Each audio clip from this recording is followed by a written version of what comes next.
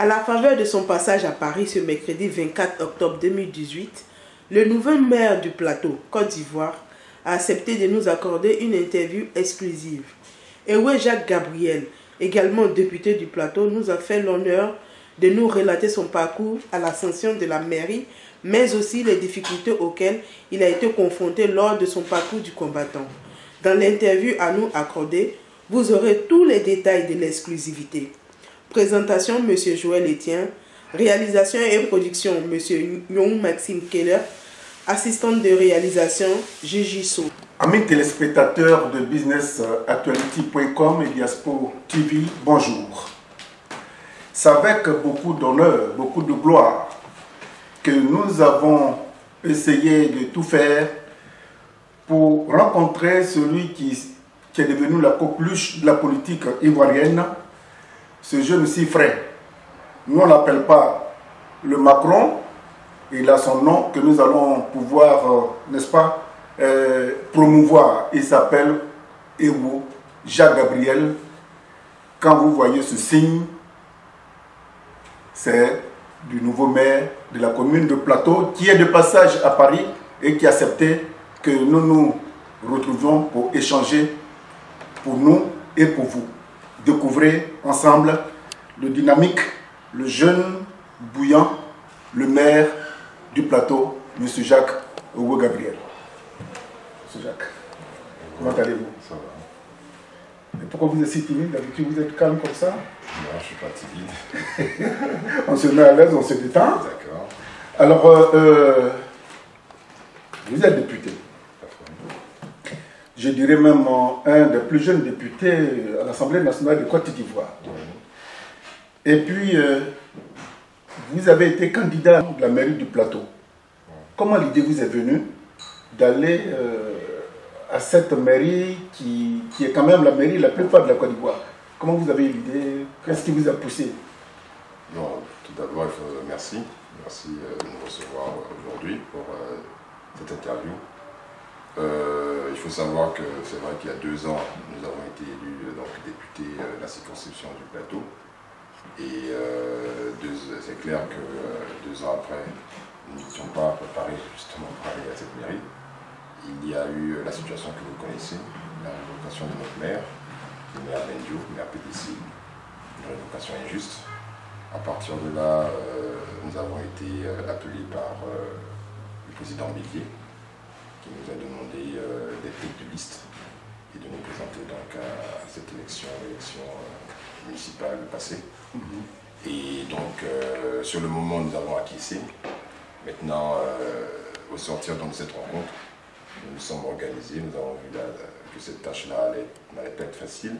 Nous sommes donc rendus en Europe, rencontrer le maire Bendio pour lui faire part justement de ce choix-là, avoir des bénédictions, des recommandations, des soutiens, parce que moralement on avait besoin de cela.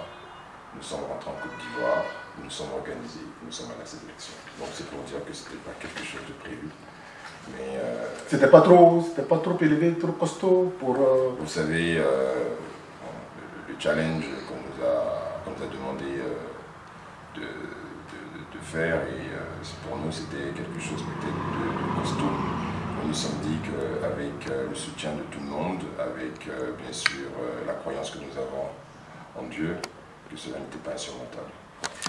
Alors comment ces élections se sont-elles déroulées? Comment ça s'est déroulé? D'abord la campagne, et puis après l'élection, et tout ce qui... Bon, comment ça s'est passé la campagne? D'abord il fallait qu'on s'organise, qu'on puisse créer une équipe de 25 personnes, puisque le conseil est passé de 29 à 25. Prendre donc des anciens conseillers, des nouveaux, essayer de rassembler, puisque nous avons beaucoup de sensibilité au niveau de la commune, de sensibilité politique. Donc nous avons bien sûr en majorité, c'était donc des personnes du PDCI. Nous avons pu mettre sur la liste des personnes du RDR, des personnes de la LNP, du FPI, également des personnes de la société civile. À partir de là, nous avons préparé donc un programme pour avoir une certaine vision de ce que nous comptons faire. Et puis nous sommes organisés, nous avons mis en place donc des équipes et nous avons décidé de faire une campagne de proximité pour être assez proche des populations. Alors, Savignon, qui était l'adversaire, votre adversaire coriace, avec tout ce que cela comportait, avec les moyens, avec le soutien du gouvernement, comment vous avez affronté cet adversaire-là? Bon, d'abord, il faut savoir que nous sommes dit que nous étions deux jeunes de la même génération. À partir de là, il fallait donc ne pas aller dans le même créneau que lui. C'est vrai qu'il avait des moyens, mais nous nous sommes dit, la raison pour laquelle je l'ai dit tout à l'heure, nous nous sommes dit qu'il fallait plutôt faire une campagne de proximité, à l'instar de certains hommes politiques dans certains pays qui ont utilisé ces méthodes et qui ont réussi. Donc il fallait être beaucoup plus proche, montrer à la population qu'on pouvait, avec pas de très gros moyens, qu'on pouvait justement être à l'écoute, être proche, et qu'il fallait que leur engagement soit assez proche de notre vision. Pas trop mettre le matériel en avant, mais plutôt l'humain. C'est pour ça que nous avons dit qu'il était important qu'on mette en place une campagne de proximité. Alors, le même Savignon, il a déballé toute une vente médiatique pour salir d'abord depuis longtemps, monsieur le maire qui a été révoqué, dont vous parlez tout à l'heure, monsieur Apossi Bendio, et puis après il est rentré avec fracas, détruit l'image d'abord de monsieur Bendio, et puis plus tard il est tombé sur vous pour faire croire médiatiquement que bon, écoutez, je les bats, c'est des gens que je peux laminer en si peu de temps. Ça ne vous a pas inquiété un peu avec tout ce qui se comportait médiatiquement pour essayer de vous démontrer psychologiquement? Bon, il faut savoir que nous sommes dans la commune depuis quelques années et nous sommes dit qu'il fallait rester dans ce créneau, être toujours sur le terrain, parce que c'est le terrain qui parle, hein, ce sont des voix, donc nous n'avons pas voulu rentrer dans tout ce qui concernait les invectives. Ouais, les diatribes et tout ça. Exactement, puisque nous sommes dit qu'il fallait proposer. Si on rentrait dans ce genre d'attaque et qu'on répondait, on allait parler à l'essentiel. Et pour nous, ce n'était pas ce créneau-là. Donc nous sommes restés de marbre. C'est vrai que ce n'était pas facile, mais nous sommes dit qu'on avait un cap, qu'on avait un objectif. Et donc pour nous, répondre, j'aime bien cette... prendre le coup des pieds d'un âne, c'est se mettre à son niveau. Moi, je ne dirais pas à ce niveau, je ne dirais pas au nom d'un âne, mais je veux dire que répondre, ce serait ne pas proposer mieux à la population. Alors le samedi de l'élection, depuis Paris, on suivait que vous étiez largement en avance, et puis du coup on a ramassé toutes les urnes pour aller à un domicile. Eh bien, ça nous a beaucoup inquiété au point où on s'est dit, oh putain, est-ce que M. Owo pourra suivre cette machine qui est en train de se dérouler pour lui voler la victoire? Comment vous avez vécu ce moment aussi intense et inquiétant? Bon, il faut savoir déjà qu'avant les jours J, c'est-à-dire le 13 octobre, dans les meetings de notre adversaire, il revenait très souvent que les résultats des urnes n'allaient pas être respectés ou la proclamation n'allait pas aller dans le sens du verdict des urnes. Donc nous nous sommes organisés, nous avions pris des dispositions, ce ne sont pas les premières élections que nous faisons. Nous connaissons le process de l'élection au niveau local, donc nous avons pris des dispositions qu'il fallait déjà avoir un bureau juridique, qu'il fallait être prompt à avoir des représentants incorruptibles. Il fallait être présent au sein des bureaux, il fallait suivre les urnes après le dépouillement, il fallait être présent au niveau de la consolidation, il fallait être prompt, il fallait être vigilant, il fallait être très vigilant et surtout conserver nos PV. Oui. Parce que je l'ai toujours dit et nous disons encore que les PV n'appartiennent pas aux candidats. Ce sont des PV qui ont été produits par la CEI, c'est qui organise.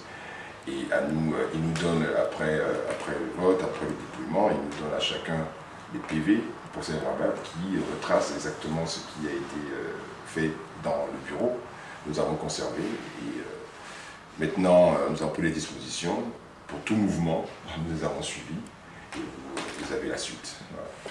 Alors, à un moment donné, M. Bendio, depuis Paris, inquiet, a été obligé de lancer un appel.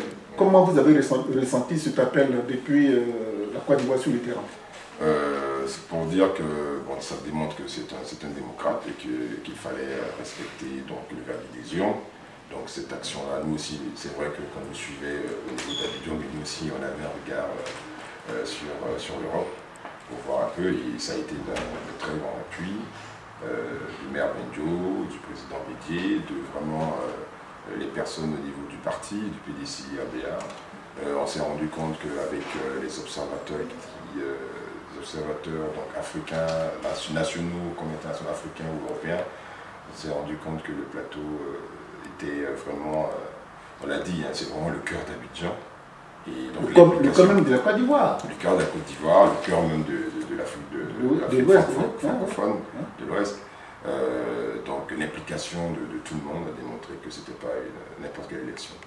Donc vous étiez quasiment le bébé chou, la personne qu'il fallait protéger, comme si vous n'étiez pas mature, il fallait tous ces béquilles là pour que vous puissiez tenir. Pas nous protéger, mais faire respecter les... Nous avons toujours dit pendant la campagne que nous voulons une élection à la loyale.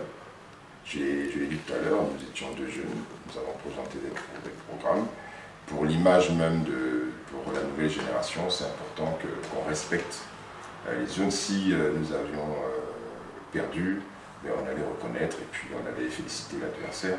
Mais nous étions convaincus qu'il fallait suivre ce process-là. Donc c'est tout à fait normal qu'au niveau national, au niveau international, il y ait une intervention pour dire, pas qu'on prenne une position pour un camp ou un autre, mais qu'on dise qu'on respecte donc, le résultat des urnes. C'est ce qui s'est fait. Et à un moment, vous n'avez pas eu cette crainte que, oh là là, avec toute cette anarque-là, ma victoire risque de m'être volée? Mais reste la raison pour laquelle nous sommes sortis. Nous avons marché pacifiquement, nous sommes allés au parti. Face à l'armada militaire, policière et tout ça, ils ont tenté même de vous lancer des gaz lacrymogènes et tout ça, mais vous avez persisté et vous êtes allé jusqu'au domicile. On paraît-il que c'est au domicile de la mère de votre adversaire que tous ces urnes ont atterri. À côté. C'était pas loin. Et donc, oui, c'était pas loin. Bon, c'est pour vous montrer la détermination des partisans, des sympathisants, de la population ivoirienne, parce que c'est la population ivoirienne qui a considéré que c'était injuste, donc il fallait aller jusqu'au bout, et puis bon, quel que soit le pouvoir que vous avez, si vous avez le peuple contre vous, c'est pas facile de pouvoir faire front. Avec tout ce soutien-là, est-ce que vous mesurez un peu les enjeux de là où vous vous lancez en ce moment? Est-ce que vous vous rendez compte que tout le monde a les yeux rivés sur vous? C'est vrai qu'on a l'euphorie de la victoire, c'est tout à fait normal, on va pas cracher là-dessus, mais à un moment donné, il faut retomber sur terre et puis avoir la lucidité de pouvoir se dire quand l'élection est terminée, comment nous nous organisons, raison pour laquelle nous sommes rendus ici en Europe pour rencontrer le maire Benjo avec son expérience, avec bien sûr ses conseils. Ça nous permettrait justement d'avoir la tête. Donc quasiment, depuis là, quand vous parlez, vous faites référence au maire Benjo, c'est-à-dire que c'est sa victoire? Évidemment, c'est la victoire du maire Benjo, c'est la victoire du président Bédier, c'est la victoire de tous les Ivoiriens, de tous ceux qui vont en Côte d'Ivoire, qui considèrent que quand on part une élection, que c'est important qu'on puisse respecter en tout cas le résultat des urnes, surtout le vote de nos populations, de personnes qui sont amenées à faire un choix, que cela soit respecté.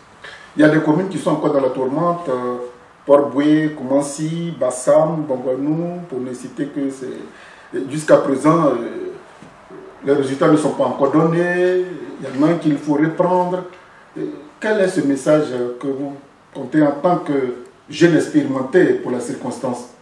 Quel est ce message, ce déclic, cette clé-là que vous pouvez leur donner pour qu'ils démarrent leur combat pour arracher leur victoire? Moi, je ne peux pas leur donner de conseils, parce que quand on dit jeune expérimenté, c'était une situation qui s'est présentée à nous. On leur demande, puisqu'il y a des recours, d'avoir leur PV, parce que c'est important. Nous apprenons également qu'il y a eu plusieurs candidats, donc logiquement, ils devraient avoir les mêmes PV, puisqu'il y avait plusieurs représentants. À eux de conserver ces documents-là, de faire les recours. Il y a la Chambre administrative qui saisit, il y a le Conseil constitutionnel, et nous considérons qu'ils feront le droit et que les résultats, pour ceux où il y a des reprises d'élection comme pour oui. Nous demandons donc à notre docteur et nous de se préparer, c'est-à-dire de faire de telle sorte que tout se passe. Vous irez lui donner un coup de main si vous arrivez? Je l'ai même eu plusieurs fois au téléphone, c'est tout à fait normal. C'est un candidat PDCI qui a besoin de soutien moralement et puis lui dire un peu comment nous sommes organisés pour qu'il s'organise également. Et nous sommes convaincus qu'à la reprise de ces élections, parce que nous avons les informations qu'en tout cas il y avait un écart à la reprise de ces élections, qu'il s'organise pour que justement le résultat des urnes puisse être proclamé. Quelle est cette moralité que vous tirez de ce combat politique pour une gestion locale, pour un développement local, avec tout cet engouement qu'il y a autour? Qu'est-ce que vous tirez comme enseignement? Il faut dire que ça démontre que le politique, c'est beaucoup géré dans ces élections. C'est une élection locale, c'est pas une élection politique. Normalement, les élections politiques, c'est plus les présidentielles, les législatives et tout ça. Et là, ces élections locales-là sont un peu les prémices de 2020. Donc aujourd'hui, les enjeux ne sont pas les mêmes. Ça démontre que tout le monde est assez concentré et que, au niveau du PDCI, au niveau de certains partis, nous considérons que nous ne voulons pas nous laisser faire. Nous ne voulons pas laisser voler cette victoire. Et donc nous allons nous organiser. Cela démontre que pour 2020, on doit avoir de la vigilance, on doit s'organiser, que le PDCI ait une stratégie justement pour que les élections se passent bien dans toutes les localités où nous aurons des représentants, où comment le process, étudier le process, comment ça s'organise, on doit tirer les leçons et s'organiser en conséquence. On vous donne cette possibilité de remercier, de vous adresser à tous ceux qui vous ont aidé localement, sur les réseaux sociaux. Il faut dire que vous avez fait bouger les réseaux sociaux, Monsieur Jacques Gabriel Hugo, et c'est l'occasion de leur adresser un gentil message. Déjà, nous disons merci à toute la population ivoirienne. Nous disons merci également à l'équipe que nous avons constituée de jeunes de tous bords, des professionnels comme des mécènes. Nous disons merci au parti, au président Bédier, merci au maire Bendio, merci aux leaders, à certains leaders de partis politiques. Nous l'avons dit lorsque nous avons fini notre campagne, nous avons remercié le président Ouattara, nous avons remercié également... Et pourquoi vous le remerciez? Nous avons remercié le président Ouattara tout simplement parce que à l'intérieur de notre coalition pour les municipales, nous avons des personnes du RDR. Nous l'avons remercié également parce que nous considérons que c'est le président de la Côte d'Ivoire et que pour certaines situations, il y a un journal international qui a eu à dire qu'il a demandé à ce que les résultats des urnes soient respectés, donc nous disons merci. Et également le président Gbagbo, parce que nous avions également des personnes de l'UFPI à l'intérieur, et pour dire que ça a été une élection qui n'a pas été facile, mais avec l'appui de toutes ces personnes que nous ont soutenues par les réseaux sociaux, par leur présence. Remercier également les religieux. Nous sommes croyants, c'est vrai que nous sommes dans un pays laïque, mais nous considérons que ça a beaucoup apporté également pour qu'on puisse faire face. Et voilà. Donc pour dire que maintenant, nous attendons sur le travail qui sera fait sur le terrain et nous considérons la pression sera forte. Hein? Nous avons des devanciers qui connaissent assez comment la chose se passe, et raison pour laquelle nous sommes convaincus que on aura des conseils et nous savons que nous sommes attendus. On essaiera de relever le défi. Monsieur Akossi Bendio disait le samedi: mon jeune fiston, je te recommande l'humilité, je te recommande la sagesse et que Dieu soit au devant de ton combat.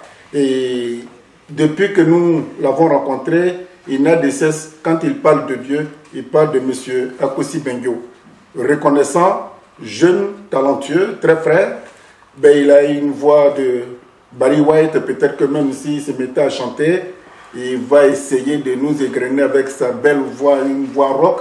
Nous avons été très heureux de recevoir depuis Paris celui que tous les jeunes se reconnaissent en lui et qu'ils appellent Jacques Bauer. Pourquoi Bauer?